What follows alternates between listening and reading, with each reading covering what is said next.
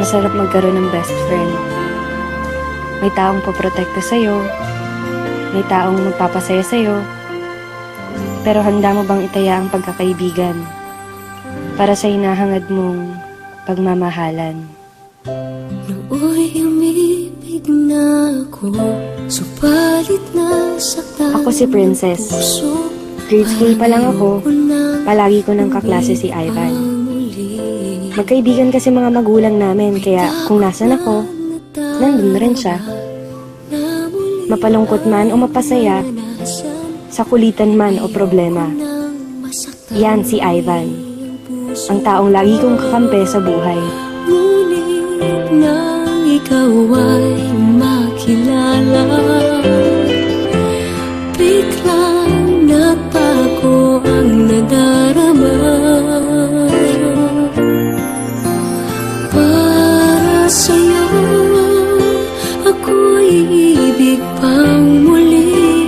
Dahil sa'yo, ako'y ibig ng muli. Ang aking puso'y pag-ingatan mo. Dahil sa ito'y muling magmamahal sa'yo, para lang sa'yo. Isang araw,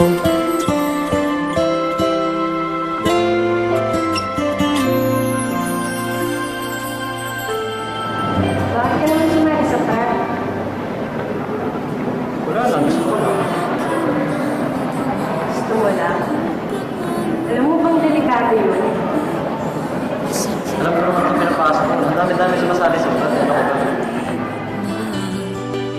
Ang tulad mo Matapos ang araw na yun, iba, at sa'yo lamang nakita ang tunay na pag-ibig na aking hinahanap. Buti na lang ika'y nakilala.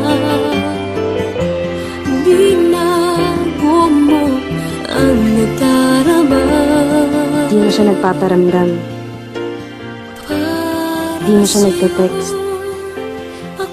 Di ko na rin siya nakikita sa school.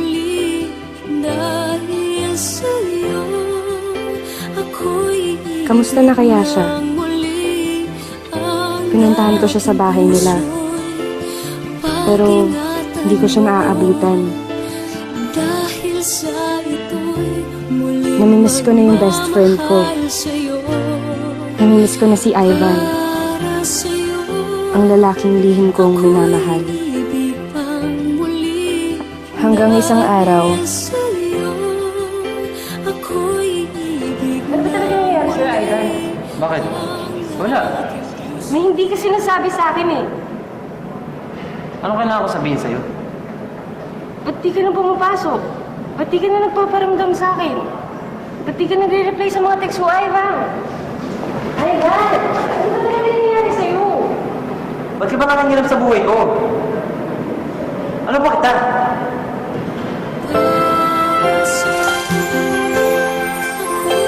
natahimik ako sa sinabi niya. Ano ba niya ako? Isa lang akong hamak na best friend. Hanggang doon na lang yun. Umalis siya at di na nagpakita. Di na rin ako nagte-text. Di na rin ako pumupunta sa kanila. Makalipas ang 2 linggo, may natanggap akong balita. Nasa ospital daw si Ivan. Malubha ang lagay. Para lang sa'yo, ako'y di na muling mag-iisa. Ikaw na nga ang hinihintay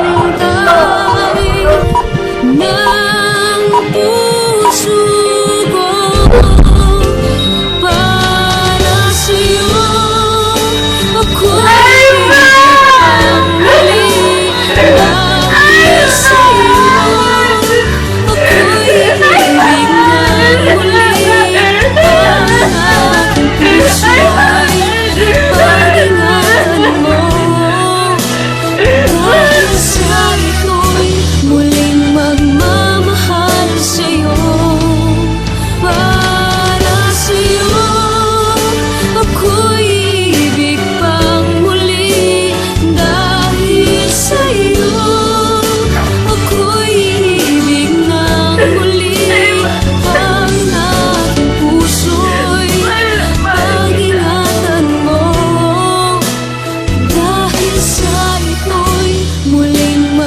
pinatawad sa akin ng cellphone ni Ivan. Pare, huwag nang papakilaban ng best friend ko. Ginawa ko naman ang sinabi niyo, di ba? Nalayan ko na siya. Basta huwag niyo nang gagalawin si Princess. Mahal na mahal ko yun.